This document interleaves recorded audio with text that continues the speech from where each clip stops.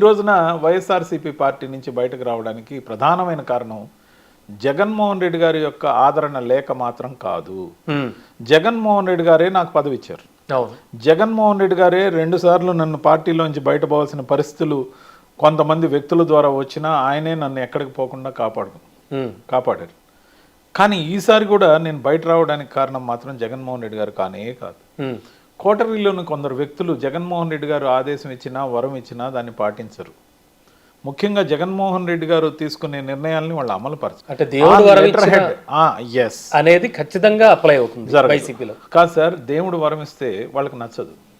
దేవుణ్ణి వాళ్ళు కంట్రోల్లో పెట్టుకొని దేవుడితో ఈ పూజారులు వాళ్ళు పూజారులు అంటే గౌరవం సార్ నాకు, కానీ ఆ పదం వాడిన కానీ అనుకోవచ్చు మనం. ఎందుకంటే వాళ్ళ ఫీలింగ్ ఏంటంటే సార్, అంటే ఈ కోటరీ మాట బాగా భగవంతుడు అనుసంధానం అయితే మా పాత్ర ఏంటి? సుప్రభాతం పెట్టేది మేము, లేపేది మేము, నైవేద్యం పెట్టేది మేము, అభిషేకం చేయించేది మేము, సాయంకాలం వీటిలన్నిటినీ పూజాపరంగా తప్పుగా తీసుకోకుండా ఒక కంపారిజన్కి మాత్రమే తీసుకోవాలని కోరుతూ వీళ్ళు చేసేది వీళ్ళకి సంబంధించినంత వరకు దేవుడు కూడా వీళ్ళ కంట్రోల్లో ఉండాలి. అంటే అంటే నాయకుడు చరిష్మాటిక్ నాయకుడు, అందులో ముఖ్యమంత్రిగా ఉన్నాడు. ఈయన్ని ఎవరు పడితే వాళ్ళు కలవకూడదు. రిస్ట్రిక్షన్స్.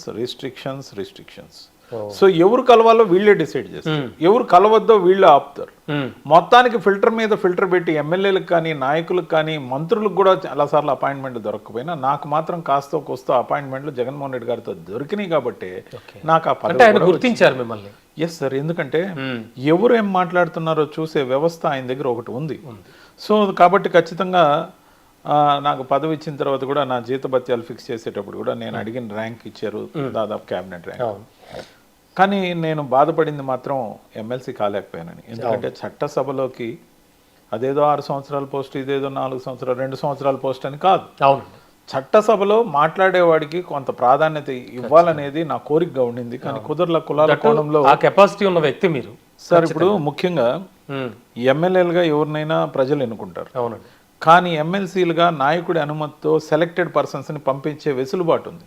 ఆ పంపించే వెసులుబాటు ఉన్న నాయకుడు తీసుకోవాల్సిన నిర్ణయాన్ని ప్రభావితం చేసిన ఈ కోటరీ కులాల కోణంలో పదవుల్ని పంపిణీ చేయించారే కానీ